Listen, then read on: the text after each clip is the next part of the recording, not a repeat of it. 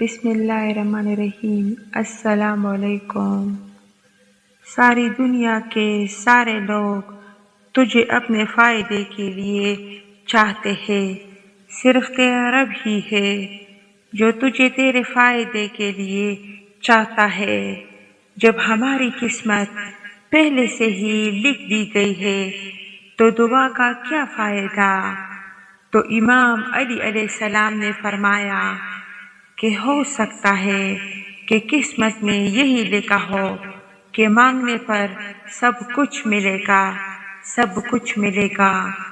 صرف دو لوگ مقدر والے ہوتے ہیں، ایک وہ جنہیں وفادار دوست ملتا ہے اور دوسرا وہ جن کے ساتھ ماں کی دعائیں ہوتی ہے، ماں کی دعائیں ہوتی ہے۔